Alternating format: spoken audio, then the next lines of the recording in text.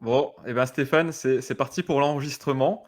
Je suis content de t'accueillir sur ma chaîne YouTube et sur ce groupe Facebook. Donc, Mentalops, c'est une chaîne YouTube qui a pour vocation de parler de préparation mentale.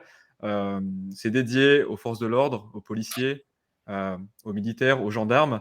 Et donc, du coup, j'interroge plusieurs personnes comme toi sur le sujet de l'état d'esprit, sur le sujet bah, voilà, de comment toi, par exemple, qui es, instructeur, expert en Krav Maga, comment, par exemple, toi, bah, tu gères le stress, tu travailles la maîtrise de soi et cetera au quotidien et bah, je vais te proposer de te présenter aux personnes qui vont pouvoir regarder cette vidéo pour dire, bah, qui tu es, heu, en 2-3 minutes, voilà, qui tu es simplement, un petit peu d'où tu viens et on reviendra dessus après. Mmh. Ok. Donc, bonjour à tous. Donc, Stéphane Constant. Effectivement, je suis spécialiste en Krav Maga. Spécialiste dans le sens où je suis passionné et j'ai voulu et je continue à vouloir découvrir un maximum de domaines dans le milieu du Krav Maga, puisque ça se résume pas à reproduire des gestes par cœur, comme des katas. Euh, j'ai une expérience en gendarmerie. J'ai passé 16 ans en gendarmerie, en tant que réserviste opérationnel. Et en tant que réserviste opérationnel, j'ai eu la chance de rencontrer à l'époque, dans ma première saison, j'enseignais aux gendarmes. J'ai eu la chance de rencontrer le commandant Norbert Ambrosse, qui était un de mes élèves et qui était à la tête d'une unité qui comblait les besoins du groupement du Rhône de gendarmerie en opérateur du GIGN. Parce que, toutes les semaines, le groupement du Rhône ou ses environs, la région Rhône-Alpes, avait besoin du GIGN pour des escortes de détenus dangereux, donc les DPS, ou des interventions domiciliaires au profit d'unités de recherche.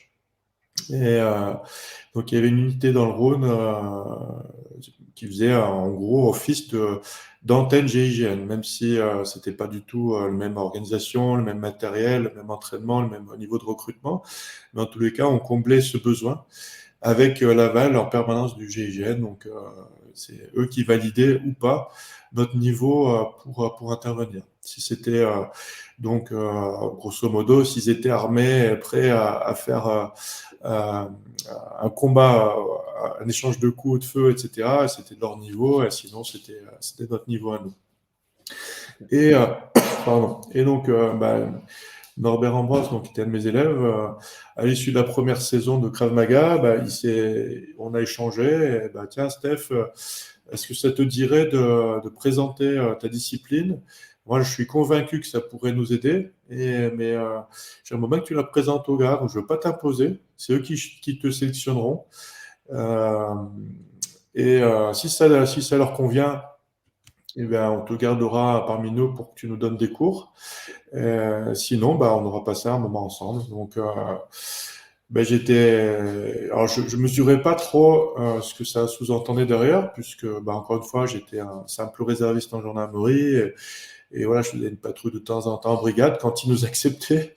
Parfois, on était juste bon pour lire le journal local parce qu'ils n'avaient pas du tout confiance en nous.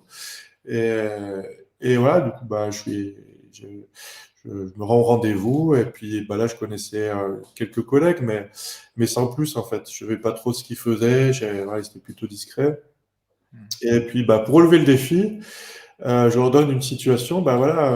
Pour présenter ce que je fais, je vais vous demander de résoudre un problème. Et le problème, c'est une personne qui agresse un autre. Donc, ça peut être un détenu là, qui a les menottes malheureusement devant et qui d'un seul coup étrangle un collègue, ou vous intervenez pour protéger une personne.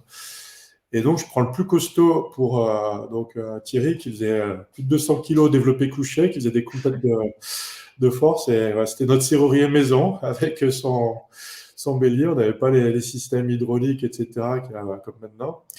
Et, euh, et donc lui en tant qu'étrangleur, et puis voilà, chacun propose une solution avec le bâton, sans bâton, etc., etc. Et puis voilà, j'interviens, voilà, voilà ce que je peux vous proposer. Et donc je passe derrière lui, je l'arrache par terre, je le contrôle, et bien sûr lui, il ne devait pas se laisser faire, hein. C'était le jeu.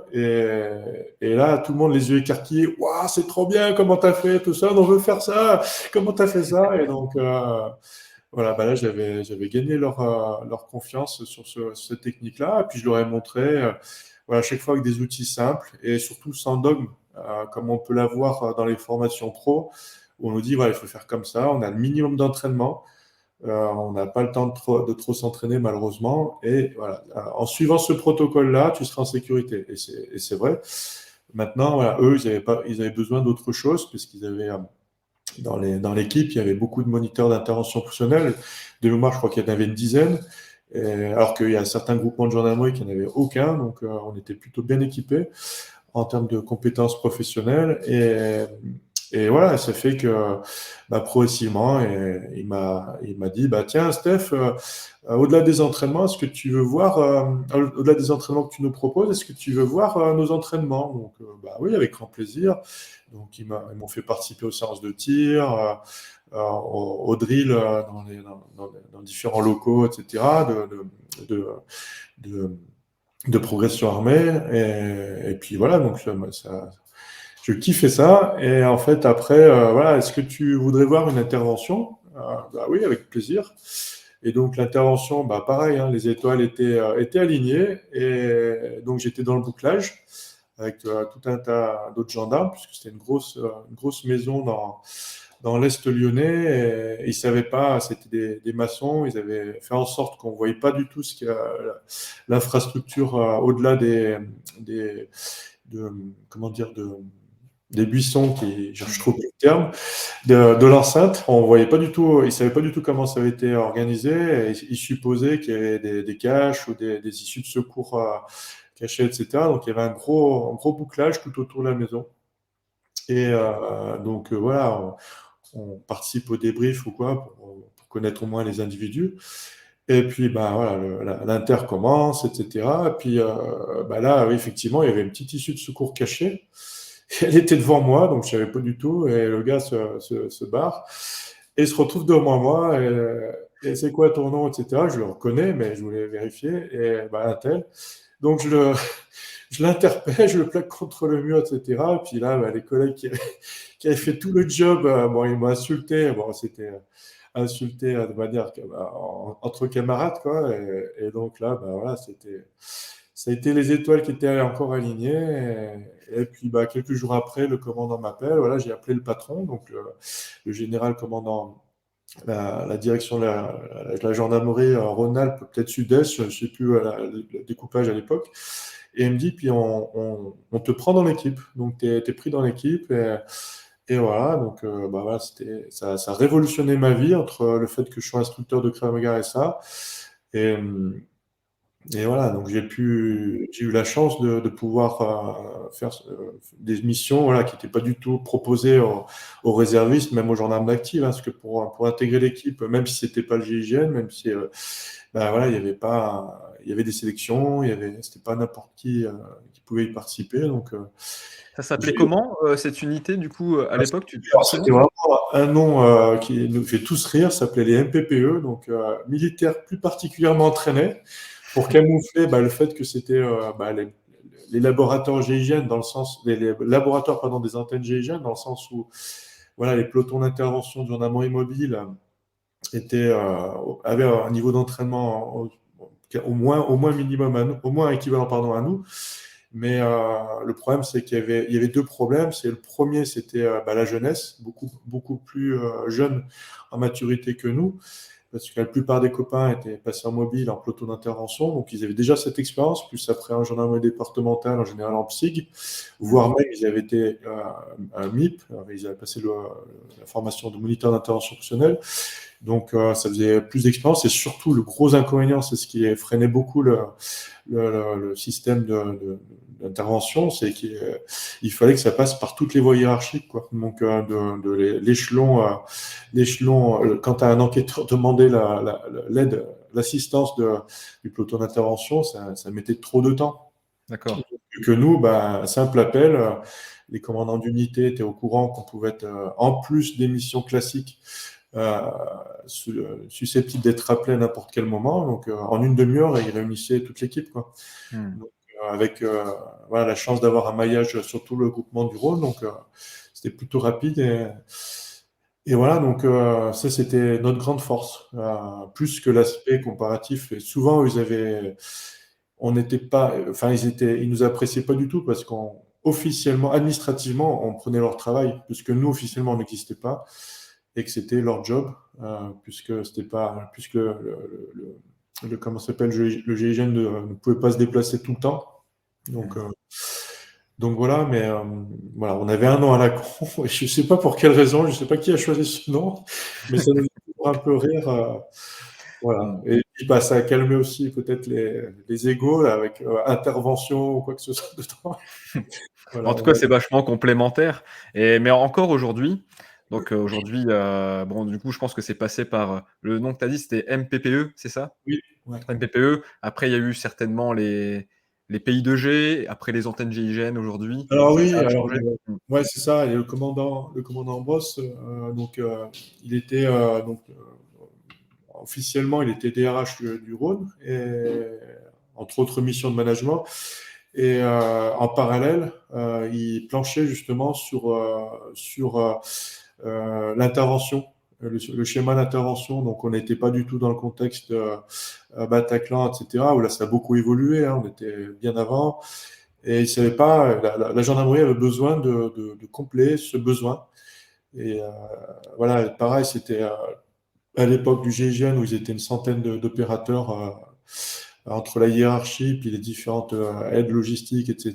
Donc, voilà, il ne pouvait pas multiplier davantage. Donc, lui, il planchait dessus, sur ou développer, monter en compétence les pelotons d'intervention, Mmh. ou, voilà, comme tu arrives avec les pays 2G, ou antenne GIGN, donc ce qui a remplacé les pays 2G.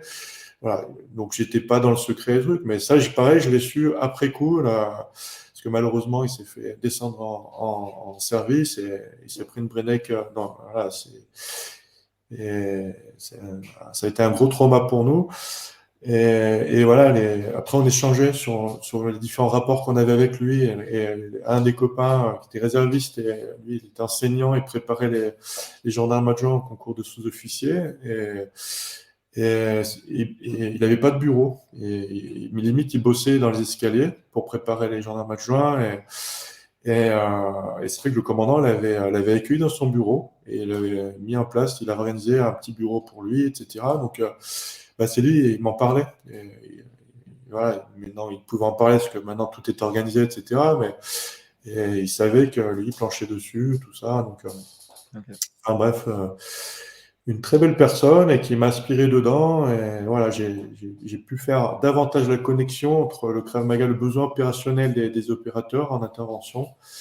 Et voilà, le Krav Maga, comme moi, je pouvais l'enseigner. OK.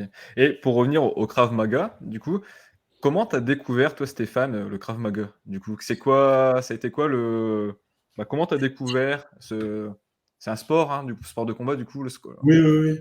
Bah, c'est un sport dans le sens où c'est une activité physique et que c'est ouvert aux civils. Donc, voilà, ça reste un sport, mais ça n'est pas du tout un sport dans le fond. Pour moi, c'est plus une méthode de survie, comme on peut l'étudier dans le secourisme, et appliquée à survivre face à une agression. Donc, je parle pour les civils. On peut être commando ou garde du corps professionnel, mais à un moment donné, quand on enlève la tenue professionnelle, on est civil et on ne doit pas avoir le même raisonnement. Même si on a des compétences, on n'a pas le même raisonnement. Pourquoi est-ce que le, le, le, le policier, le gendarme, son objectif quand il est en mission professionnelle, c'est d'interpeller, d'appréhender l'auteur du crime, du délit, de le présenter à la justice. Le garde du corps, bah, c'est se mettre en danger pour protéger la personnalité. Donc, bien évidemment qu'il y a des connexions, bien évidemment, mais voilà, pour le policier et le gendarme, ça va être compliqué d'interpeller seul un individu en plein milieu d'un centre commercial où il y a peut-être un tas de personnes qui voudront se retourner contre lui.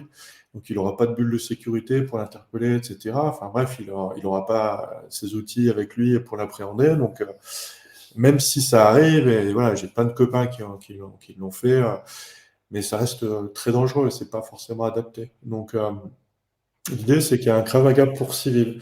Et ce Krav Maga pour civil, encore une fois, pour répondre à tes questions, pour moi, c'est un sport dans l'enveloppe, mais dans le fond, c'est vraiment une méthode de survie. OK. Tu m'as parlé avant qu'on lance l'enregistrement, tu m'as dit, tu as évoqué, que c'est pour toi l'intelligence pour survivre. Oui, parce que à l'opposé, si tu veux, il y a dans l'aspect dogmatique, c'est peut-être le kata ou le shadowboxing, peu importe. Et l'idée, c'est pas d'incriminer ou de comparer avec un autre sport de combat, mais l'idée, c'est de devoir s'adapter.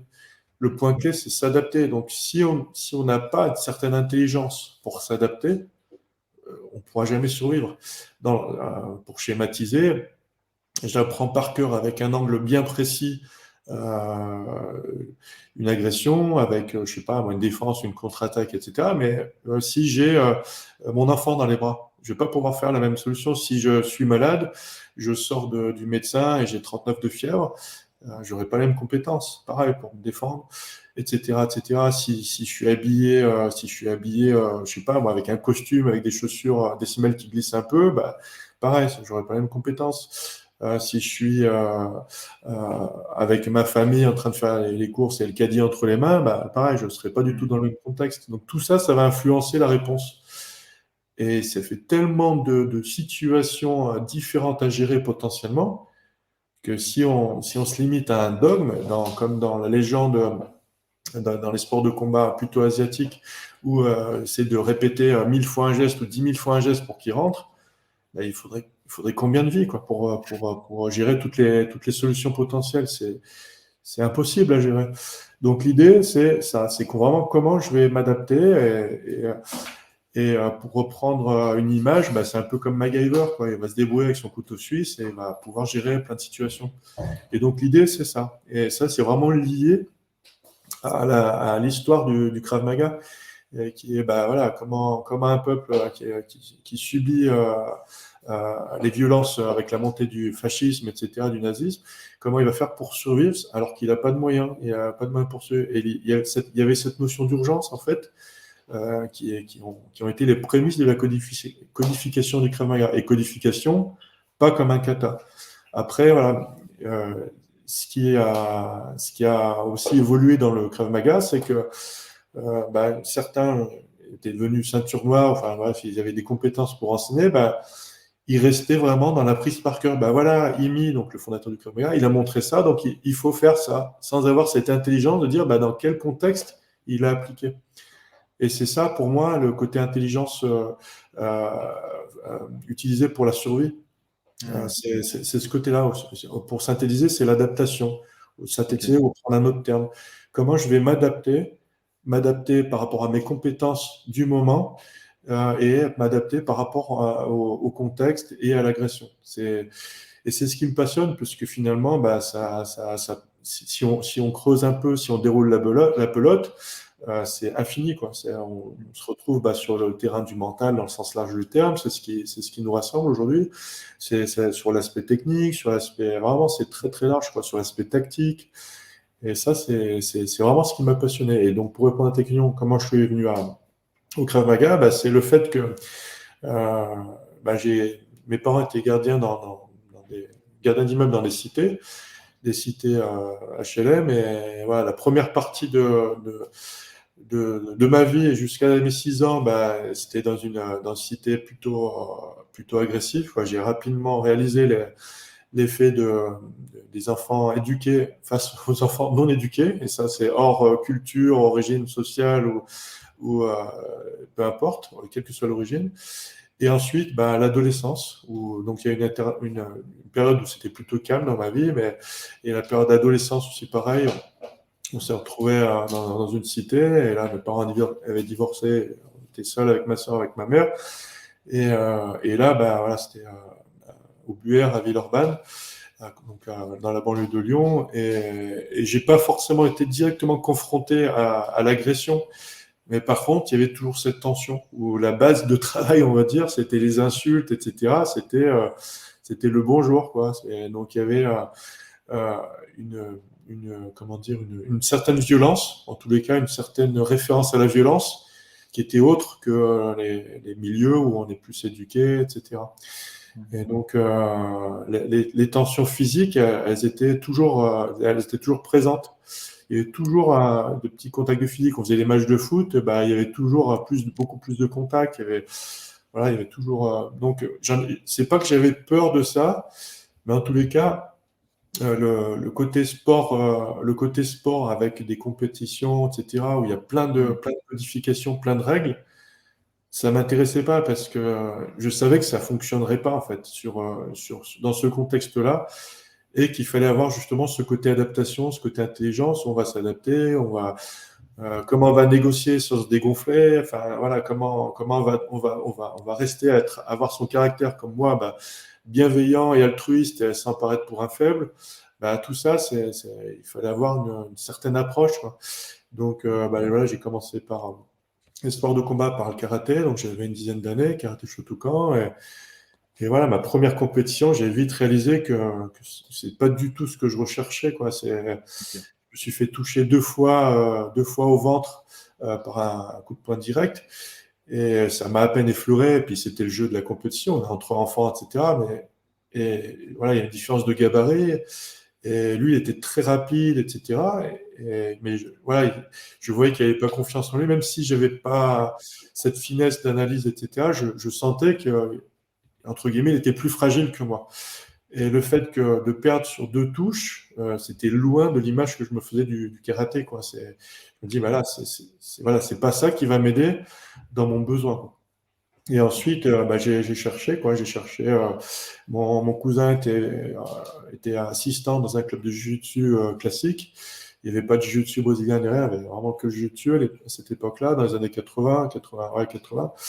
Et lui, il m'avait appris quelques clés. Donc, bah, il nous prenait comme souffre-douleur avec ses petits frères pour placer ses techniques, etc., pour s'entraîner. Et voilà, il m'avait appris les clés de poignet, etc. Donc, ça fait qu'entre nous, bah, on en jouait et on était plutôt à l'aise avec ça. Et sortie scolaire au collège, dans le bus, voilà, avec tous les intelligents qui se mettent au fond du bus, quoi, comme dans tous les bus scolaires. Donc, moi, j'étais dans l'avant-dernier rang et celui qui était derrière, bah, un peu le meneur, bah, voilà, il se moquait de moi, tout ça. Donc, je me lève pour le calmer et puis bah, là, je lui passe une clé de poignet, pardon. Donc, lui, il se retrouve la tête dans le siège euh, par le jeu de la clé. Et, sauf que bah, là, grand moment de solitude pour moi, qu'est-ce que je fais après? Parce qu'il a mal, tout le monde se fout de sa gueule finalement. Mais si je relâche, ça va être compliqué pour moi. Donc, je peux pas lui casser le poignet. Voilà, tout ça s'est passé rapidement dans ma tête. Donc, voilà, donc bon, c'est bon, t'arrêtes tes conneries, etc. Enfin bref, ouais, c'est bon, lâche-moi, lâche-moi, lâche-moi. Donc lui, bah, tout le monde se foutait de sa gueule. Bah, au moment de le relâcher, comme c'était prévu, bah, il était encore plus vexé. Il me décolle un gros coup de poing dans la tronche. Et voilà, j'ai roulé dans le couloir du bus et j'ai compris que bah, ça, c'était pas du tout adapté à mon besoin, quoi. Et Donc, Stéphane, je te coupe volontairement, mais dans l'idée, dans le Krav Maga, du coup, si par exemple tu es formé au Krav Maga, à des outils pour l'autodéfense, je peux appeler ça comme ça? oui, oui. Ouais, il y a tu te fais agresser, du coup, est-ce que ben, vous avez une philosophie autour, ben, comme tu as abordé là dans le bus où tu as fait la prise au poignet, euh, une fois que tu maîtrises la personne, est-ce qu'il y a une philosophie autour de qu'est-ce qu'on en fait de la personne? Est-ce que voilà. Et là, en fait, cette doctrine, on va prendre, pour prendre des termes professionnels, c'est plus puisque tu me parles du Krav Maga, ça va être plus pour les forces de l'ordre, en fait. OK. Où là, ben, on va passer la clé, on va palper rapidement pour le mettre les menottes, et voilà. Et ensuite, on l'extrait. C'est vraiment la logique Krav Maga pour force de l'ordre. Il y a, quelle que soit la situation, ça termine comme ça. Et du coup, pas du tout adapté pour le civil. Et j'imagine que ça sous-entend le Krav Maga pour civil. Le Krav Maga pour civil, bah, on n'utilisera jamais de clé. Déjà d'une, parce que c'est complexe à mettre en pratique, hein. Toi qui suivi les cours en IP, tout ça, même en formation spécialisée, tu sais, voilà, il y a une limite à ça. Euh, donc l'idée déjà, c'est pas cohérent, en tout cas, c'est pas congruent avec la logique du Krav Maga pour civil. C'est-à-dire que nous, on va éviter le conflit physique. Maintenant, s'il se moque de moi, dans une telle situation, avec ce que je sais aujourd'hui, ben, j'aurais géré verbalement, en fait. Et si jamais ça déroulait sur du physique, j'aurais agi de manière à me sécuriser.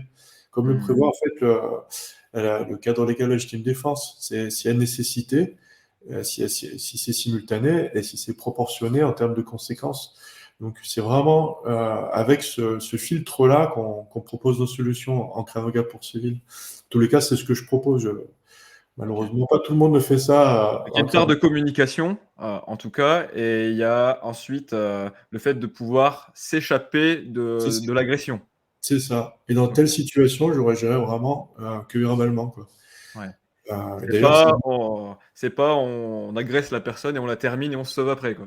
pas du tout, pas du tout, pas du Ok. tout. Ouais. C'est ça, oui, si c'était pour interpeller un agresseur et je sais que voilà, l'environnement me permet de le faire parce que j'aurais pas à subir des agressions derrière euh, pendant que je l'interpelle. Voilà, je suis pas, j'ai des copains policiers ou gendarmes à côté, ou je suis pas dans un commissariat, ou voilà, il y a qu'un seul agresseur parmi plein de civils complètement coopérants avec moi. Oui, là, j'aurais fait de cette manière-là, Hmm. mais non, ça c'est là, après, c'est vraiment du Krav Maga pour force de l'ordre. Oh, d'accord, ok. Et donc j'ai noté plusieurs mots tout à l'heure, des mots MOTS. Tu as parlé plusieurs fois d'intelligence, tu as parlé d'adaptativité, le fait Oui, de s'adapter au contexte. Tu as parlé de contexte plusieurs fois. Tu as ouais. parlé toujours du respect du cadre légal. Moi, ce que je donc ça représente bien pour toi le Krav Maga, ces mots-là, si on les utilise? Alors, Ouais, en quelques mots, parce qu'après j'avais une question, c'était, bah, du coup, comme il y a énormément de contextes, tu as dit: «Ah là, il faudrait plusieurs vies pour s'entraîner, vraiment à tous les contextes». En fait, c'est peut-être même pas possible, hein, du coup. oui. Heu et c'est la question après, c'était, bah, comment vraiment, entraîner les personnes à s'adapter, du coup, au contexte? Alors, il y a plusieurs choses en fait pour répondre à ta première question et ta remarque à la fin. C'est la première question. Malheureusement, je vais être vraiment très, très, très transparent. Le Krav Ouais. Maga est assez cadré en France. Donc, je ne peux pas répondre pour le Krav Maga dans le sens large du terme. Ça va être aussi bien, puisque la FED Karaté, par exemple, a eu la délégation ministérielle de gérer le Krav Maga en France. Ça sous-entend contrôler les grades, et donc les ceintures noires, etc. Enfin, à partir de ceinture noire d'ailleurs. Euh, Ça fait que tu as des professeurs de karaté qui se sont mis à enseigner le Krav Maga sans aucune formation, par exemple. Donc, je n'ai absolument rien contre le karaté ni rien, mais il n'y a pas, encore une fois, pour reprendre le terme, toute cette doctrine, toute cette logique d'adaptation, etc. Il y a une codification. Eux, ils vont reprendre avec leur même filtre de karaté, c'est-à-dire bah, telle technique, tu vas faire tel geste, tel geste, tel geste. Et ça, c'est plutôt la logique orientale où on va répéter le geste, etc. Et encore une fois, c'est très efficace, mais ça prend beaucoup plus de temps en termes de préparation, etc., puisqu'ils vont répéter, répéter, répéter. Et c'est sûr que ça va être hyper propre, hyper technique, hyper au niveau mécanique, vraiment super, quoi. Mais ça fait que tu as beaucoup, beaucoup de profs de clubs de Krav Maga qui enseignent de cette manière-là. Après, tu as ceux qui enseignent le Krav Maga, plus ou moins force de l'ordre ou plus ou moins militaire, c'est-à-dire qu'une fois qu'ils ont limité l'action, ils sont défendus, ils vont conclure par éclater les cervicales de l'agresseur en laissant tourner la tête ou en lui mettant un gros coup de pied dans la tête une fois qu'il est au sol, sans qu'il y ait de danger supplémentaire, sans qu'il sorte un couteau, une arme à feu.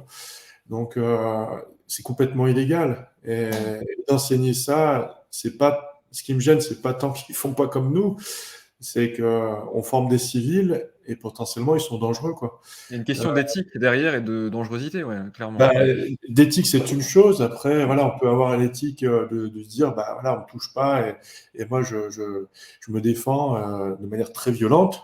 Mmh. Ok, mais après il faut l'assumer, quoi. Légalement, Mmh. on perd tout derrière, hein. Si on se retrouve en tôle, je sais pas si on a bien gagné dans sa vie, hein. Donc, voilà, c'est une éthique, mais c'est surtout une certaine tactique, dans le sens où je vois plus loin que simplement cette action-là, où je vais faire plaisir à mon ego, je l'ai éclaté et il me touchera plus, et voilà, donc il faut savoir qu'il y a des conséquences derrière, quoi. Voilà, le Krav Maga, dans tous les cas, nous, comment on l'enseigne, et je suis pas le seul, hein, mais on peut pas dire que ça résume le Krav Maga. Ah oui, ça répond à ces critères de légitime défense, du cadre légal de la légitime défense, et dans le sens où, par exemple, voilà, c'est une codification plus ou moins internationale, hein, la légitime défense. Euh, si souvent j'ai entendu dans les stages de Krav Maga avec les maîtres ou les experts qui m'ont formé, mais pourquoi, si on est auditionné par le juge, mais pourquoi vous avez mis 99 coups? Parce que jusqu'au 98e, il était encore agressif et il voulait encore me mettre des coups de couteau. Et au 99e, il a arrêté. Voilà, Hmm. c'est vraiment cette logique-là. Et ça synthétise bien aussi la légitime défense, quoi. Par contre, voilà, le centième coup, là, il est de trop. Et là, on se retrouve légalement agresseur, quoi. Et qu'on soit force de l'ordre, peu importe, c'est pareil, quoi. Hmm. On On est, est on est- tous sur le même plan au niveau de la loi, au niveau de la légitime sur défense. le même plan, hein. On n'a pas de passe-droit ni rien, comme on pourrait l'entendre parfois dans les médias, quoi. Donc ça, c'est hyper important, en tous les cas, à transmettre au moins aux civils, quoi. Après, pour les forces de l'ordre, ils ont un minimum de formation, mais pour les civils, ouais, pour moi, c'est fondamental, parce que on peut avoir plein de compétences, on peut être champion de MMA, de boxe, de ce que vous voulez, mais si on ne connaît pas la limite, on est dangereux. Moi, ça me peine d'entendre ou de voir dans les médias, voilà, des champions de kickboxing ou quoi qui ont défoncé leur agresseur. Donc, ça fait plaisir à la plupart des gens. Bah ouais, au moins lui, il fera plus mal, mais et qui finit en tôle.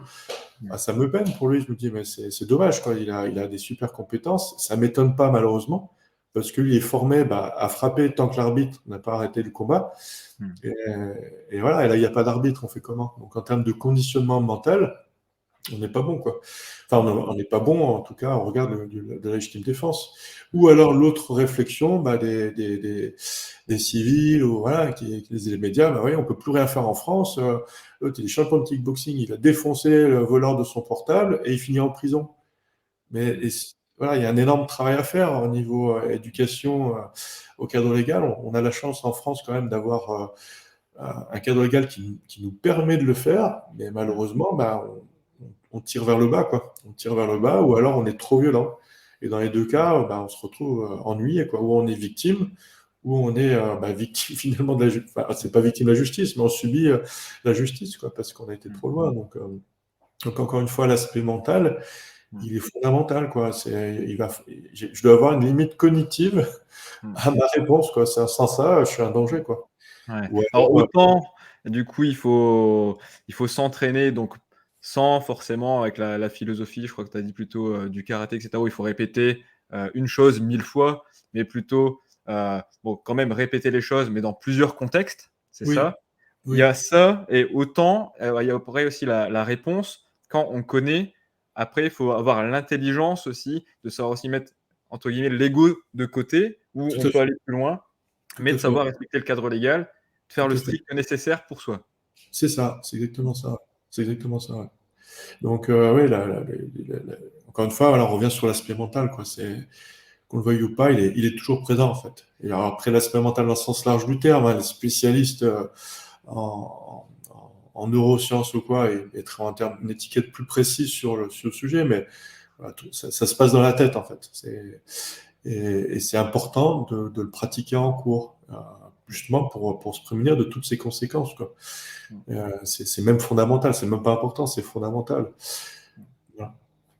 Et par rapport à, pour, voilà, on a parlé d'ego, et toi-même, est-ce que, en tant qu'humain, ça t'est déjà arrivé, enfin, je sais pas si tu as déjà eu des cas où tu t'es dit: «Ah bah là, je pourrais aller plus loin», ou tu as senti que ça poussait un peu vers l'ego, ou tu as dérapé, ou est-ce que ou est-ce qu'il y a déjà des cas où c'est arrivé de déraper et finalement après tu te dis: «Non, bah là, il y a un apprentissage de ça» et enfin voilà, parce que je pense que tout le monde peut parfois faire des erreurs et apprendre de ça.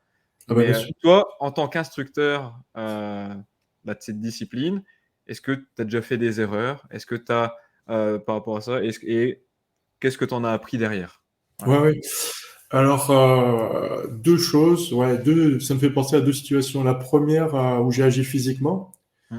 et la seconde où j'ai failli agir physiquement, et ça a été un bon feedback, un très très bon feedback. Et le premier, bah, voilà, je reviens d'un stage de Krav Maga, donc j'avais passé un grade, et les grades, c'est environ 8 heures consécutives de tests avec des combats durs, etc. Donc j'étais dans un piteux état physiquement, et voilà, j'habitais au plein centre de Lyon à l'époque, sur le quai du Rhône, et voilà, comme chaque fois, je trouvais pas un stationnement proche de mon domicile. Donc je me suis garé hyper loin, je suis rentré à pied, donc en boitant, vraiment, j'étais limite avec des béquilles. Mmh. Et là, je vois un type qui se fait poursuivre, et donc je savais pas s'il fallait le défendre ou s'il fallait l'appréhender. Et le temps que bah, ça se passe, ouais, il y en a qui arrivent à lui faire un croche-patte, il se retrouve vraiment à mes pieds. Et mais qu'est-ce qui se passe, etc. Et là, bah, il vient d'agresser une femme, il a volé son portable, et lui, il était parti entre-temps, le temps de répondre. Donc, eux, bah, ils ont lâché l'affaire, ils venaient de taper un sprint, ils étaient cuits. Et ça fait que bah, au début, verbalement, j'essaie de l'appréhender, comme la graduation d'intervention. Et sauf que bah, voilà, ça marchait pas, hein. Lui, il voulait pas se faire attraper. Donc, bah, j'ai commencé à lui courir après. Courir est un grand mot.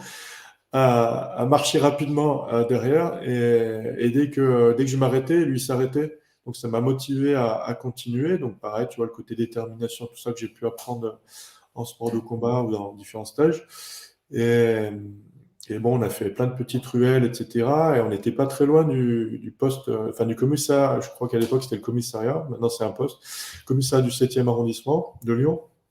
Et, au moment où il s'arrête, bah, il était de trois quarts, et l'entrejambe protégée par sa jambe avant. Donc, j'ai pas pu lui mettre un coup de pied entre les jambes.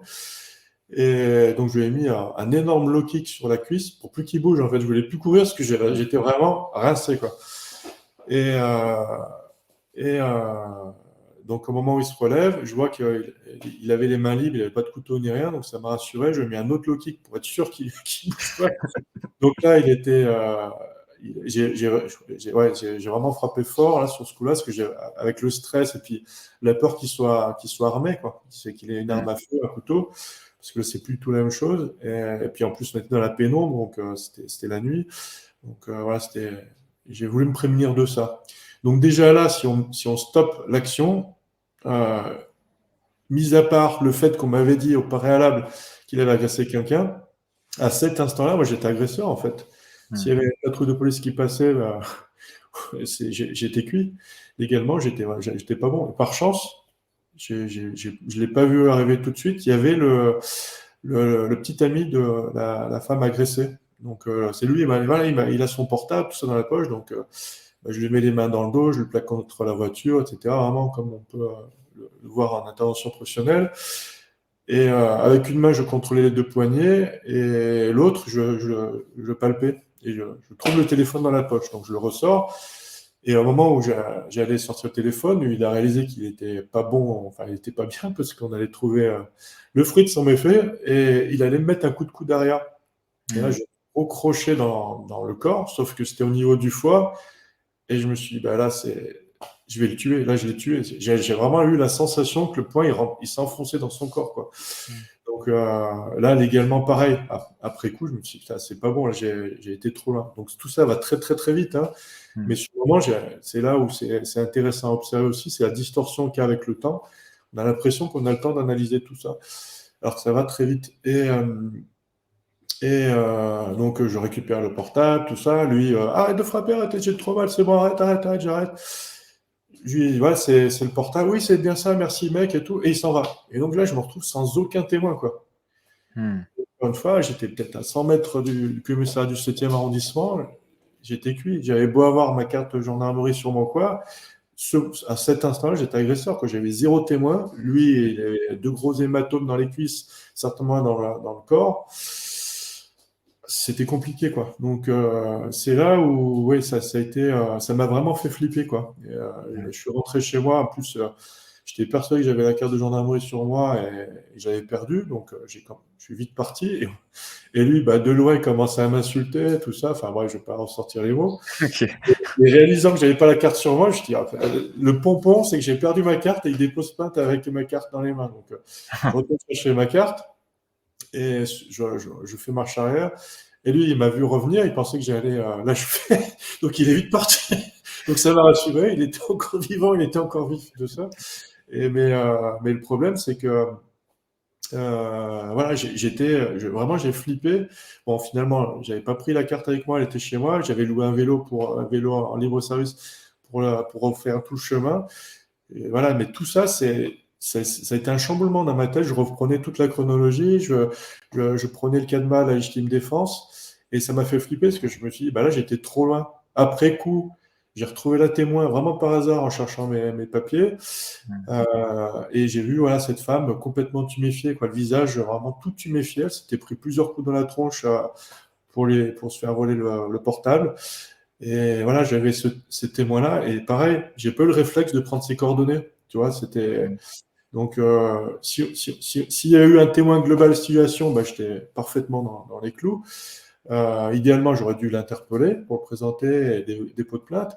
Mais finalement, bah, voilà, pris dans l'action, tout ça, bah, c'était pas bon, quoi. Et j'ai commencé même à en parler longtemps après parce que je me suis dit, là, il y a quelque chose qui déconne, quoi.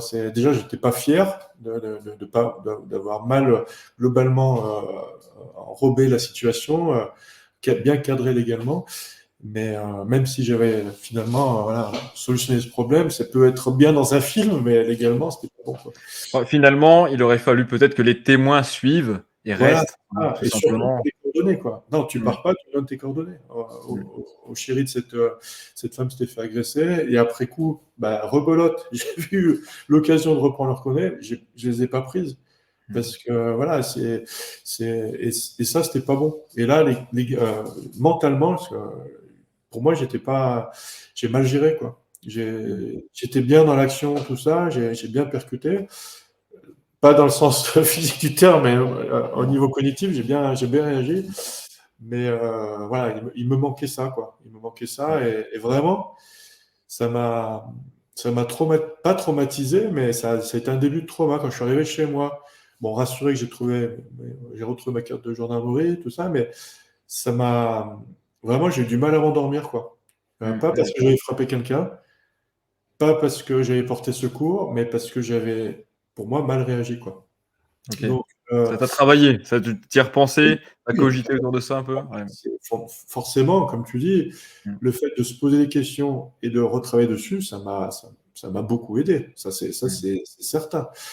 Mais si tu veux, en tant que, même si je n'étais entre guillemets que réserviste, euh, ben, je me considérais comme gendarme, et en tant que gendarme, je me considérais comme gendarme à temps plein, même en tant que gendarme réserviste, ben, ça m'a traumatisé parce que j'étais pas dans les clous, en fait.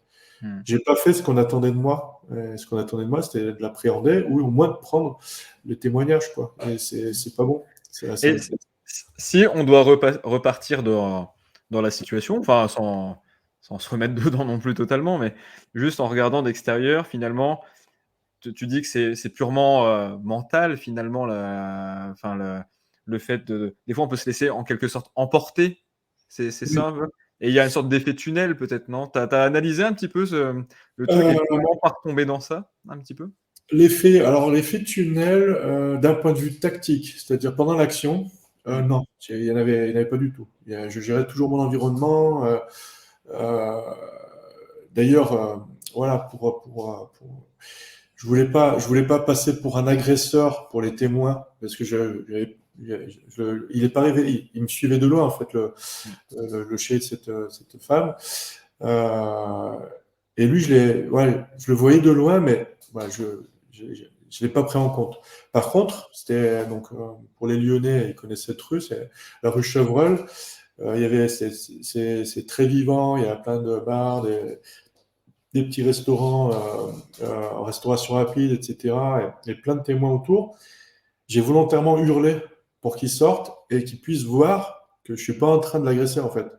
Mmh. Et ça fait que d'un point de vue tactique, l'effet tunnel, il n'y avait pas du tout. J'ai vraiment pris en compte l'environnement, OK. etc. Par contre, ouais, c'est le fait de, je pense que le fait d'avoir la fatigue, etc., le côté rationnel, euh, euh, pour prendre des termes de gendarmerie procédurale, je ne l'ai pas du tout pris en compte. J'étais pas dans cette logique de procédure. Et c'est là-dessus où, oui, il y avait une certaine forme d'effet tunnel, parce que je me suis concentré que sur l'aspect tactique, entre guillemets, opérationnel, et pas global dans le sens encore plus large, avec le côté procédure, quoi, sans chercher à déposer plainte ou toi. Mmh. Euh, mais après, je sais que dans la situation, il y avait aussi la fatigue qui me disait, voilà, si je l'amène au commissariat, il est pas loin, je vais en avoir encore pour deux plombes, quoi. Il va même peut-être sortir avant moi. Je vais devoir me justifier, etc. Non pas que j'avais honte de ça, mais en termes de fatigue physique, je me disais, je suis cuit, quoi. Elle veut pas déposer plainte. Je sais que tout ça, ça a été influencé. C'était très, très, très bref, mais je sais que ça a influencé. Tout en sachant, au final, avec le feedback, que c'était pas bon. J'aurais dû le faire, qu'elle veuille ou pas. J'aurais dû prendre ses coordonnées au minimum et sans aller au commissariat, au moins, au minimum, avoir ces coordonnées-là, quoi. Euh, voilà. Donc, oui, il y avait une certaine forme d'effet tunnel au niveau procédure, entre guillemets, quoi. Ouais. Alors, en tout cas, mais je pense qu'on peut tous, hein, même moi là, j'ai pas d'exemple, mais je pense qu'on se retrouve tous dans des situations comme ça, et notamment quand tu fais partie des forces de l'ordre, notamment dans la gendarmerie. Ben, quand, tu es amené à aller sur des interventions et cetera, c'est vrai que quand tu es dans l'action, donc, bon, tu connais les textes légaux et cetera. En tout cas, si tu te mets à jour régulièrement, tu les as en tête. Mais donc ça, c'est important parce que il y a des réflexes qui reviennent, tu sais ce que tu dois pas faire et cetera. Mais dans l'action, heu, des fois, on peut avoir, comme l'environnement change tout le temps, il y a toujours des cas qui sont conformes, non conformes et cetera.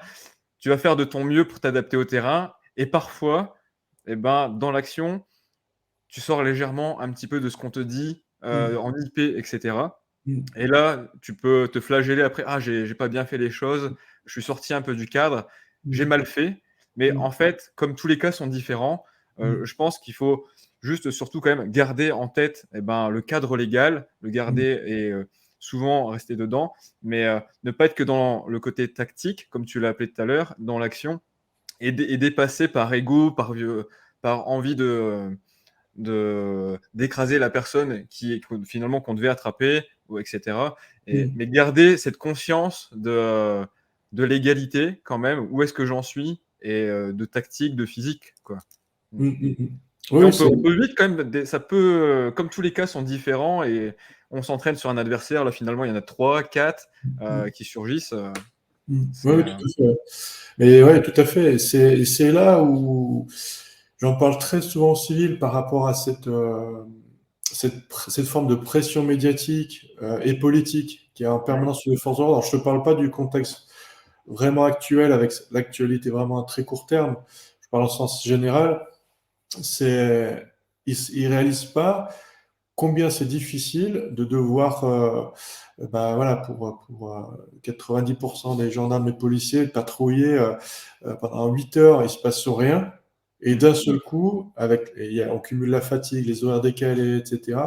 Et d'un seul coup, devoir répondre parfaitement bien au cadre légal lors de l'intervention. C'est extrêmement difficile, en fait. Et, et encore plus s'il y a usage de l'arme à feu, c'est encore plus dur. Et en fraction de seconde, on doit prendre la bonne décision. Donc, régulièrement, j'en parle à mes élèves lorsque je les mets en stress, lorsqu'on fait des exercices pour les mettre en stress pour devoir prendre la bonne décision. Je leur explique, voilà, bah, vous voyez, c'est difficile. Bah, il y en a certains qui le vivent au quotidien et ils seront mis au banc de la société immédiatement après, Mmh. parce qu'ils ont été borderline.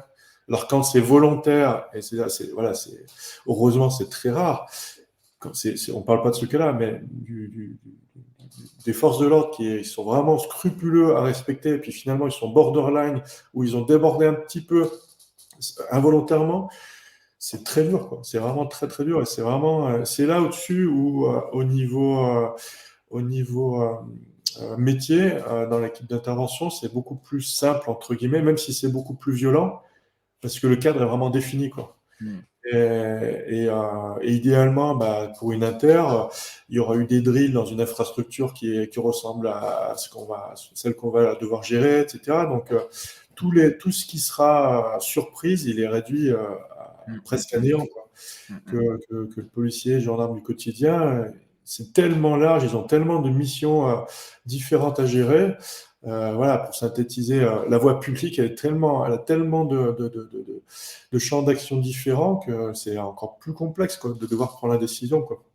Bah, c'est Et tout à fait, ouais. voilà. Autant on met en avant toujours souvent, hein, dans les médias, le GIGN, le Mm. RAID, les unités, des corps d'élite. Mais c'est vrai que, heu, ils ont, beaucoup, beaucoup de temps d'entraînement où ils vont peaufiner les gestes tactiques, le travail en équipe et une mission sera préparée, avec, une reconnaissance des lieux, avec des plans, avec, beaucoup de travail en amont et les informations des différentes unités qui avant ont travaillé sur les sujets. Mais du coup, c'est préparé et comme tu dis, Stéphane, c'est les unités vraiment du quotidien, la brigade de proximité, la patrouille, de police dans la ville qui, prennent tout un peu les imprévus et là, ça demande encore plus cette lucidité, cette intelligence de situation. C'est Heu, ça, mmh, c'est ça. Et d'ailleurs, j'en profite, on n'en a pas parlé, mais j'encadre de manière régulière ou des forces de l'ordre dans le cadre de mes cours civils ou vraiment directement avec eux pour les instructeurs, enfin pour ceux qui les encadrent en formation professionnelle ou directement les forces de l'ordre. Et du constat des instructeurs, des formateurs, que ce soit les moniteurs GTPI ou MIP ou quoi, c'est que souvent, justement, ils ont tellement d'aléas à gérer potentiellement qu'ils réduisent leur champ d'action potentiel. Là où le cadre de travail permet peut-être ça complètement légalement, ils réduisent à ça de peur de faire une connerie, pour être vulgaire. Parce que c'est tellement. Ou alors la pression médiatique, etc. Et ça, c'est d'un point de vue sociétal, c'est dramatique parce que ils se brident en fait. Ils sont là justement pour gérer cette violence, et voilà, ce sont des forces de l'ordre. Donc c'est la force qui doit faire face à cette violence. Et finalement, quelque part, ils sont démunis par cette pression, par ces enchaînements de missions, ces aléas qui se cumulent et de plus en plus violents. Alors je dis pas que, voilà, j'ai pas du tout de mépris pour les forces spécialisées, mais comme le nom l'indique, ce sont des spécialistes. Comme l'informaticien, il va être spécialisé en informatique. Il va pas gérer des problèmes routiers et l'informatique. Il va faire que l'informatique. Comme les techniciens en identification criminelle, ils vont faire que ça. Et voilà, que maintenant même les gendarmes en brigade territoriale, ils font aussi de l'identification criminelle. Donc voilà, ils sont spécialisés en beaucoup de choses finalement, et c'est complexe, c'est très complexe pour eux. D'un point de vue, puisqu'on parle du mental, c'est vraiment lourd, quoi, à gérer. Donc c'est faisable, hein, ils le font tous les jours, hein, et vraiment ils ont tout mon respect, mais c'est vrai que c'est beaucoup plus dur. Ça peut être aussi bien calme, comme on le voit, voilà, au camarade du psy qui est décédé, voilà, récemment. Voilà, ça peut arriver n'importe quand, quoi, n'importe où. Et donc voilà, c'est beaucoup plus dur. Et là-dessus où c'est vraiment aussi très intéressant, c'est que à travers des différents échanges que j'ai avec des potes qui sont en UT spécialisés, c'est justement limiter les aléas, en fait, limiter la surprise. Limiter les surprises pour que le peu de surprises qu'il y a à gérer, il soit facile à gérer. Facile dans le sens où le stress énorme qu'il y a à prendre en compte, parce qu'il y a des réels risques de danger vital pour soi-même, pour les potes, ils se réduisent vraiment à très peu, quoi. Et ça, c'est super important. Et comme tu le disais, voilà, les- l'aspect préparation, il est fondamental, quoi. Même s'ils peuvent bien sûr gérer un aléa d'un seul coup, partir sur une inter sans l'avoir préparé, ils s'entraînent tellement qu'ils sauront le gérer, mais ça sera beaucoup plus dur aussi à gérer. Parce qu'il y aura beaucoup d'aléas potentiellement à prendre en compte. Voilà. Bah, c'est essentiel. Bah, notamment pour, là, ceux qui vont regarder, il y a beaucoup de candidats à des tests qui vont regarder cette vidéo. Cet aspect préparation, donc on peut s'entraîner à faire des manipulations avec son arme de service, dans une salle où c'est calme, où il n'y a que vous, où il n'y a pas de bruit, etc. Mais je pense autant c'est bien de s'entraîner dans un environnement où vous n'avez pas l'habitude, où il y a du bruit, où vous êtes dérangé, où il y a des personnes qui vous bousculent un peu, etc. C'est De ça, différentes manières, c'est pour ça. changer un peu de cadre. Ben c'est super important parce que, euh, encore une fois, il va falloir se servir de son intelligence dans le sens large du terme. Encore une fois, je suis pas un neuroscientifique. Mm. Je synthétise à l'aspect mental pour tous ces paramètres-là, mais c'est vraiment super important. Et il faut avoir cette forme d'entraînement. Sans ça, on est tout le temps surpris, en fait. On sera toujours surpris.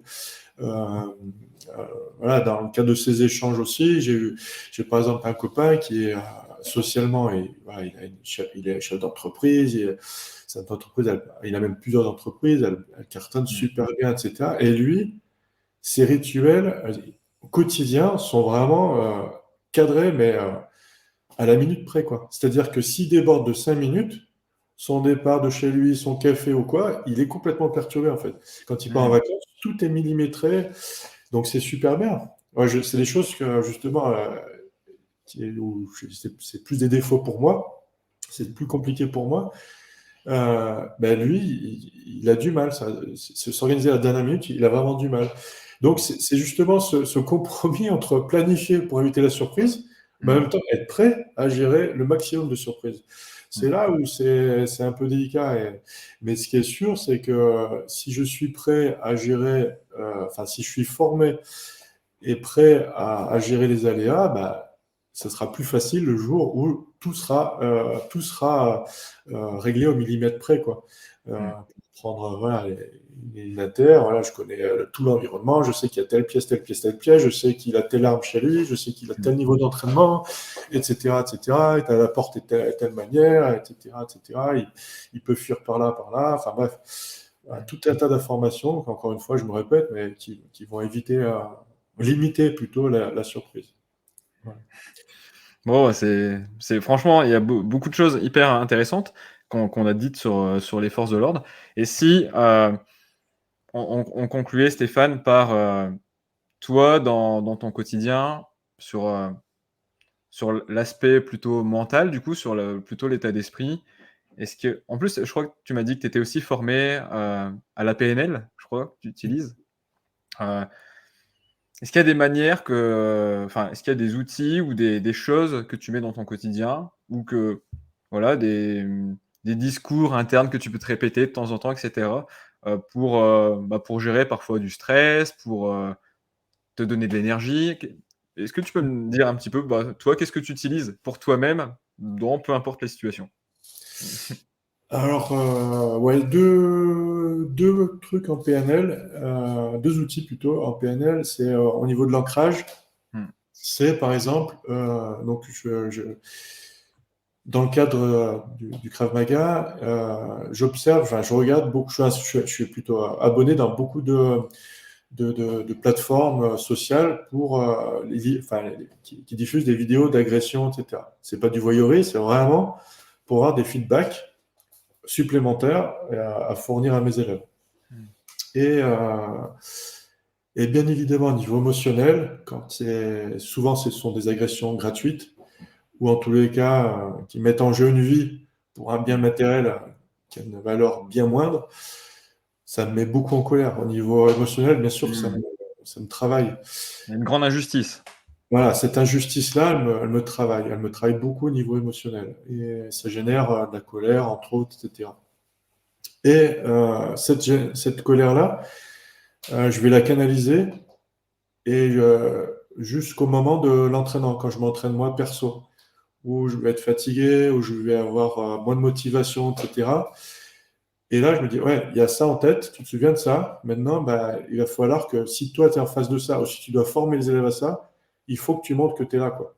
Donc, cette énergie générée par donc la colère générée par ces stimuli, je vais le ressortir. Cette colère, je vais la dépenser lors de l'entraînement. Du style, voilà, je vais m'entraîner au kettlebell, courir, je déteste courir, je ne suis pas du tout un coureur de fond, j'ai jamais été. ou peut-être tout petit, mais là, j'en suis très loin. Et là, ça me motive vraiment. Je repense à ça et j'ai ces images en tête qui reviennent et ça me booste, quoi, ça me booste vraiment. Et souvent, elles sont groupées avec deux, trois musiques. Donc, j'ai plein de playlists différents voilà, plein de playlists différents. Et suivant ce que je souhaite travailler, je vais exploiter l'environnement sonore, en fait. Du style, je vais bosser sur mon livre, je vais mettre tel environnement sonore. Je vais m'entraîner, je vais mettre tel environnement sonore. Et dans l'entraînement, bah, voilà, ça va être tel type de musique, tel type de musique, tel type de musique. Et je sais, avec bah, pareil expérience, quel type de musique va me convenir en adéquation avec l'entraînement. Ça, c'est vraiment un point fort que j'ai Mmh. et ça me booste bien, quoi. Et à ce titre, bah, dans le cadre des échanges que j'ai avec des potes d'unités spécialisées, bah, un copain dans une unité étrangère, lui m'expliquait justement, pour passer un cap supplémentaire dans cette logique-là, parce qu'il a la même logique, c'est de mettre une musique complètement opposée à son besoin. C'est-à-dire du style mettre un slow alors qu'il veut travailler l'agressivité. Mettre une musique vraiment classique, douce, qui vont permettre de nous bercer et pendant un combat, quoi. Ou travailler au sac, etc.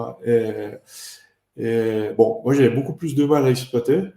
Mmh. Sauf si je pense à ces images ou des situations qui me mettent en colère dans la vie de tous les jours, l'injustice voilà, que je peux subir ou mes proches ou quoi. Et ça peut m'aider à canaliser et à entraîner. Donc, c'est ouais, deux formes d'ancrage Mmh. que j'essaie de transmettre aux élèves. Et en général, on utilise la musique. Je mets souvent la musique durant les cours. Et suivant le rythme que je veux donner, justement, ça les influence directement, quoi.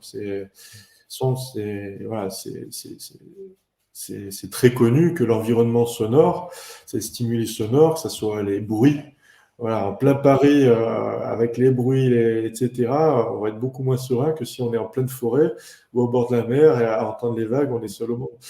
Euh, voilà, C'est super, ouais. Donc, ouais, tu utilises beaucoup la musique et bah, pour les personnes donc, qui vont regarder, cette vidéo, si vous voulez aller plus loin sur l'ancrage, il y a plusieurs, donc l'ancrage, c'est la réaction entre un stimuli, donc, le stimuli peut être, une image, ça peut être une image, quelque chose que vous voyez, ouais, dans le concret, ça peut être une image interne, plutôt une imagination et cetera.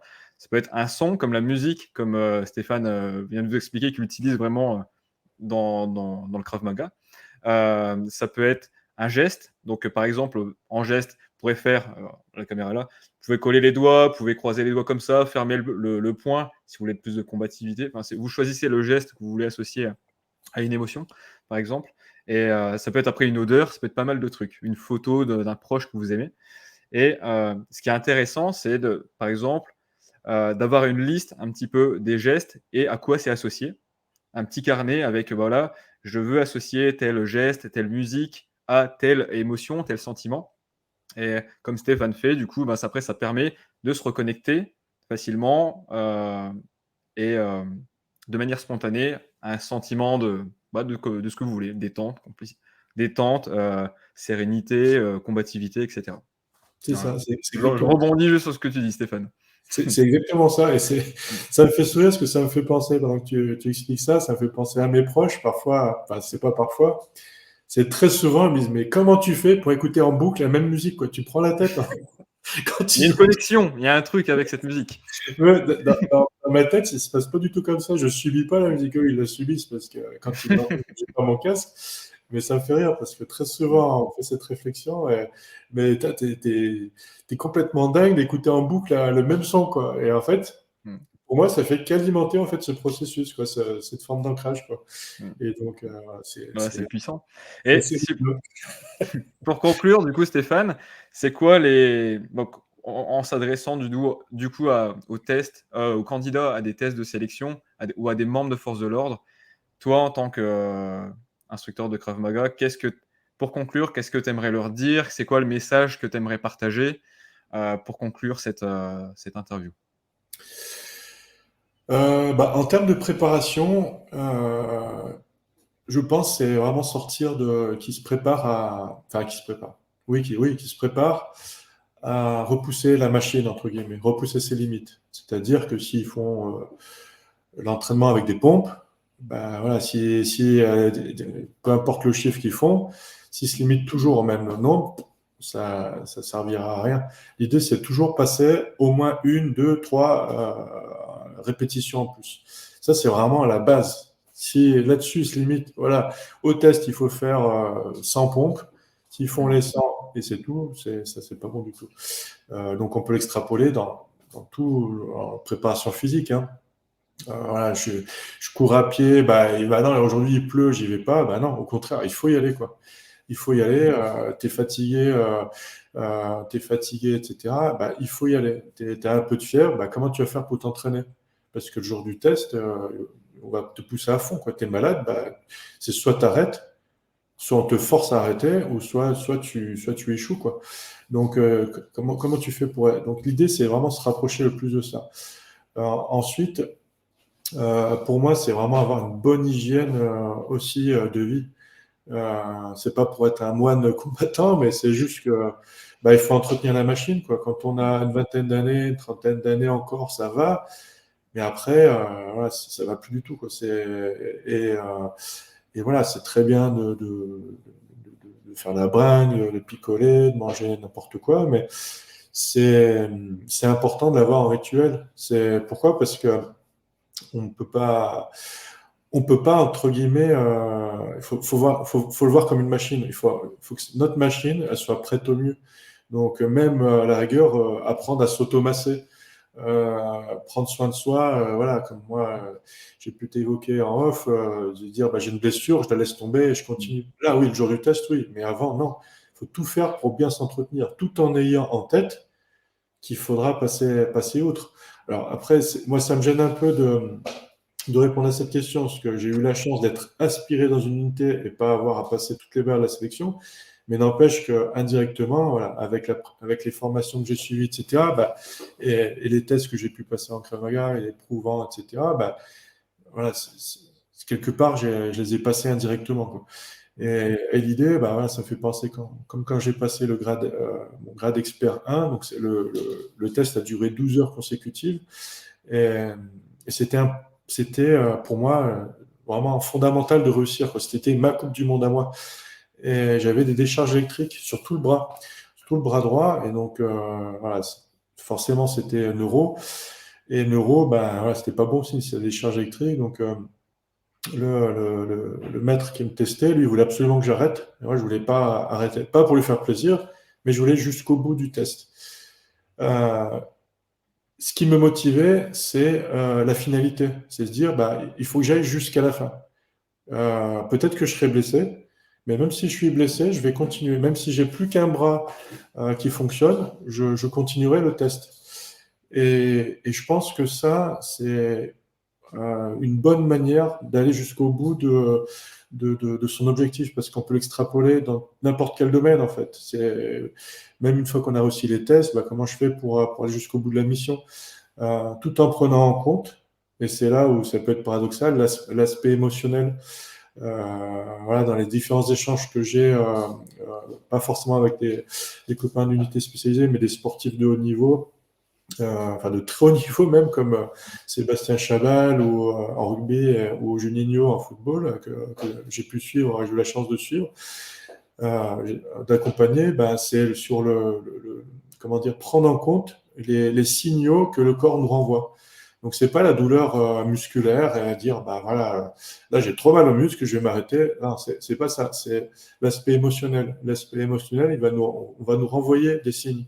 Voilà, peut-être des douleurs au niveau des cervicales, une boule au ventre, etc. Et ces signaux-là, ils sont hyper importants à prendre en compte. C'est-à-dire, bah, j'ai peur, je suis angoissé ou quoi. Comment je vais réguler ça? C'est pas s'autoflageller et réaliser, dire bah, que j'ai ça, que je suis une chochotte, voilà, j'ai des émotions et il faut pas que je les écoute. Donc moi, j'ai eu ce raisonnement-là. C'est complètement con parce que ça m'a desservi dans une partie de ma vie. Mais en tous les cas, il faut vraiment le prendre en compte, mais pour le réguler. Par exemple, Juninho me disait, bah, voilà, c'est inconcevable de parler de la peur. Quand on est footballeur professionnel, si on parle de la peur, en fait, on n'est pas du tout, apte à aller sur le terrain. Sauf que si on sait gérer la peur, enfin, si on reconnaît la peur, on sait la reconnaître et on la régule, bah, voilà, on est beaucoup plus fort. Et je ne suis pas un grand fan de spectateurs de sport, mais en tous les cas, quand j'observe, j'ai toujours cet œil sur l'aspect mental et c'est flagrant. Voilà, et souvent les journalistes, bah oui, là, il est pas dans le match. Il est pas, bah là, il a raté son match. Alors que généralement, c'est des équipes du même niveau, plus ou moins du même niveau. Et il y a toujours quelque chose qui se dénote, il y a toujours ce petit truc en plus. Et pour moi, c'est vraiment sur l'aspect émotionnel. Émotionnel, peut-être que voilà, on n'est pas bien dans sa vie privée, comment on le gère. Peut-être qu'on a mal géré la peur. Et c'est vrai que quand je tenais ce genre de discours, il me regardait avec des grands yeux comme ça, Juninho, et il me dit, mais putain, mais c'est vrai, c'est génial ce que tu dis, tout ça, c'est dommage qu'on ne nous en parle pas. Et ils ont beau avoir des coachs mentaux, mais souvent, ils sont influencés l'entraîneur qui, lui, est le vrai boss, en fait, de la préparation générale. Et voilà, et il m'expliquait, Juninho, que c'est arrivé que lorsque le coach mental il devait vraiment avoir de l'emprise sur les joueurs, bah, l'entraîneur lui dit bah non, il faut que tu leur dises ça, ça, ça. Et ça fait que le joueur était complètement paumé parce qu'il n'y avait aucune psychologie, aucun outil mental, entre guillemets, et ça fait que ça mettait encore plus de doutes aux joueurs, quoi. Et il a vu des joueurs vraiment euh, perdre en efficacité totale parce que ça avait été moins influencé.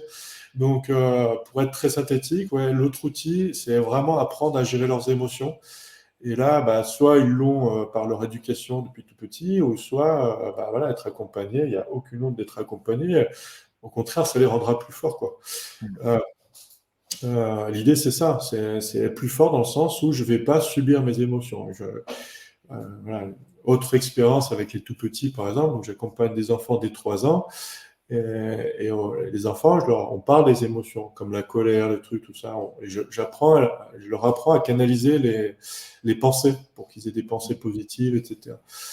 Et en fait, ils réalisent que les émotions, bon, elles s'imposent à nous, mais si on ne les régule pas, c'est comme si une autre personne prenait le contrôle de notre corps, en fait. Et ils en sont témoins tout le temps quand on en parle. C'est assez rigolo à voir leur bouille, voir les différentes réactions du visage. Et c'est fondamental. Parce que qui dit émotion va aussi, enfin, qui dit régulation des émotions, en tous les cas des effets de l'émotion, des émotions, va améliorer leurs compétences mentales en sachant que, voilà, c'est le minimum de préparation physique, c'est super, mais on revient encore sur l'aspect mental et pour moi, c'est fondamental. En plus, c'est des métiers qui sont tellement durs à gérer au niveau de la violence et des pics de stress que ça peut engendrer, qu'il faut savoir le réguler, quoi. Donc, c'est bien, bah, voilà, en général, c'est plutôt facile, parce qu'on est entre potes, ou frères d'armes, tout ça, on a super confiance entre nous. Euh, on se soutient mutuellement, on va déconner, on va mettre de la musique avant l'inter, tout ça. Euh, mais n'empêche qu'il faut être dedans, quoi. Après, il faut être dedans. Comme je te disais, parler en off, il y a des réactions parfois que j'ai subies et je me dis, mais d'où ça vient ça? Et j'avais pas tous ces outils que j'ai aujourd'hui. Et, et voilà, s'ils sont formés là-dessus, c'est fondamental. Et je terminerai là-dessus, c'est autre situation que j'avais, donc un stage que j'avais suivi avec un copain en Krav Maga qui était officier dans les forces spéciales d'Europe du Nord. Et lui, bah, il avait été pris en otage dans une mission. Bref, et tous les jours, il y avait simulacre d'assassinat, et il mettait un sac sur la tête, et il chambrait à vide l'arme, mais lui, il ne pouvait pas le savoir, et percutait donc à vide. Et donc, voilà, pour lui, à chaque fois qu'il chambrait la culasse, il allait mourir dans la foulée, quoi. Donc, littéralement, les mots qu'il employait, il se pissait dessus, quoi. Et l'idée, c'est que une fois qu'il a été libéré, il était mort dans sa tête. Alors c'était rigolo parce que parfois il sortait avec ses potes et dire bah une bagarre, bah tiens je vais te tuer. Et l'autre dit bah vas-y tue-moi, je suis déjà mort. Donc déjà en face, au niveau mental, ça chamboulait toutes les velléités de l'agresseur. Mais lui, du coup, il me dit Steph, je me suis dit bah soit je me mets une balle dans la tête parce que je suis mort dans ma tête, j'ai beau adorer ma famille, tout ça, je suis déjà mort, ou soit j'apprends pour transmettre après aux futurs candidats et aux opérateurs de l'équipe. Et en fait, c'est le choix qu'il a suivi. Il a suivi des formations en psychologie, etc. Et ça fait qu'ils ont, dans son unité, il y a une vraie préparation pour les tests. En fait, déjà pour les tests, ils sont préparés à réussir. Donc ça fait déjà, on met un cran largement au-dessus, puisque finalement, on ne part pas de gens qui ont plus ou moins subi leur préparation, Hmm. ou alors concentrés comme souvent sur l'aspect physique, mais ils ont vraiment une approche globale où ils sont déjà prêts. Ça fait que le niveau du test, il est encore plus élevé, et parce que c'est des candidats potentiels beaucoup plus préparés, quoi. Tu Donc c'est n'appréhendes pas les tests de la même manière. T'es voilà, moins dans l'inconnu, tu te sens, même si tu les as jamais fait, au moins tu es préparé d'une manière large et profonde ça, dans les. Ouais. c'est ça. Et ça fait que le niveau global, il est déjà super élevé, quoi. Et ça change vraiment tout, quoi. Et ils ont tout compris. Et je pense que, enfin, mis à part des exceptions, ou mis à part si je me trompe, hein, je peux pas, j'ai pas la prétention de tout savoir, mais dans ce que je sais, dans ce que j'observe, dans ce qu'on me raconte, souvent c'est ça en fait. C'est les candidats sont souvent livrés à eux-mêmes. Et, voilà, ils lisent plus ou moins des bouquins, ils regardent plus ou moins des vidéos pour s'en préparer, tout ça, mais souvent ça se limite qu'à ça, quoi. Hmm. Donc c'est chouette, ouais, bah, voilà, que tu puisses proposer ça, ou comme d'autres aussi sur l'aspect physique, ils les préparent, tout ça, et il y en a de plus en plus, et je trouve que c'est chouette parce que au final, voilà, on sera encore mieux protégé avec des opérateurs encore plus formés. Donc ça, c'est vraiment réjouissant. Et puis là, on parle des opérateurs, mais ça s'adresse vraiment à tout policier, gendarme ou Bah même oui, force de l'ordre, à tout le monde en fait. Mais je reviens sur les émotions. Euh, c'est, je pense que c'est vraiment le plus important dans la vie pour le bien-être ou pour la performance. Et il y a plusieurs manières de gérer une émotion. Euh, Soit on se met vraiment dedans, on est en colère, on est triste. Bah, l'émotion, en fait, on se plonge dedans et on la contrôle pas forcément. C'est pas la force. Au moins, on vit l'émotion, ça c'est bien, mais il faut pas rester trop longtemps dedans. La deuxième manière, c'est ce que je me suis renoté tout à l'heure, c'est soit on la fuit, l'émotion, on se coupe de l'émotion. Donc ça peut être positif. Parfois, vous êtes force spéciale, sur le moment de l'intervention, ben, alors, soit vous choisissez de vous mettre dans la concentration, mais soit si c'est de la peur, vous la mettez de côté enfin, de l'autre côté. Vous gardez ce qu'il faut pour anticiper, mais si c'est trop d'émotions, vous les mettez volontairement de côté. Voilà. Donc vous fuyez l'émotion, mais il ne faut pas fuir les émotions trop longtemps. Après, ça peut avoir des impacts. Et sinon, il y a d'autres personnes qui remplacent une émotion par une autre. Mais ce qui est super important, ce que Stéphane a répété, c'est que c'est quand même important d'écouter ses émotions, de savoir le message un petit peu ce qu'il y a derrière, le prendre en compte pour voilà, avoir, pour se connaître et voir ce qu'il y a derrière. Il y a toujours une bonne raison qu'une émotion se manifeste physiquement, comme tu disais, s'il y a des tensions, s'il y a au niveau du cou, s'il y a une boule au ventre, etc. C'est quoi le message derrière? Et qu'on soit civil, force de l'ordre, etc. C'est essentiel. Voilà. ah oui, mais carrément, hein, carrément, carrément. Et du coup, ça nous rend plus aptes à s'adapter à la situation. Bah, voilà, on va conclure sur ça. Bon, bah, Stéphane, je te remercie d'avoir pris du temps pour cette interview. Je tiens à dire, Stéphane, il est quand même très humble, mais en même temps, c'est ce qui fait sa belle personne, j'ai l'impression. Mais il a quand même un grade très élevé dans le Krav Maga. Donc, j'en dirai pas plus, mais vraiment très élevé. On peut te retrouver du coup dans quelle salle, Stéphane? Alors sur la région lyonnaise, on a plusieurs salles où on donne des cours. Donc dans le 6e arrondissement, au sein de l'Institut Vendôme, c'est un centre de fitness. Et donc là, voilà, on a des enfants dès 3 ans jusqu'aux adultes. Ensuite, à Lyon 8e, côté Montplaisir. Là, c'est dans un gymnase, le gymnase du lycée Lamache. Alors, on a 3 cours par semaine. Ensuite, dans la commune de Brignais, donc, qui est dans le sud-ouest de Lyon, et à la commune de Néron, qui est dans l'Ain, mais aux portes de Lyon, et c'est voilà, direction nord-est, c'est dans l'axe Lyon-Genève, et voilà, donc là c'est le jeudi soir, et voilà, puis après, bah, pour les forces de l'ordre, ponctuellement, ça peut être ponctuellement ou pas, bah, des accompagnements pour des groupes, quoi. Voilà. Hmm. OK. Bah, merci Stéphane. En tout cas, voilà, n'hésitez pas à lui laisser des commentaires, à lui mettre des pouces et cetera ou aller voir ce qu'il fait. Voilà. Merci Stéphane. Merci Alexis. Allez, à bientôt. Salut.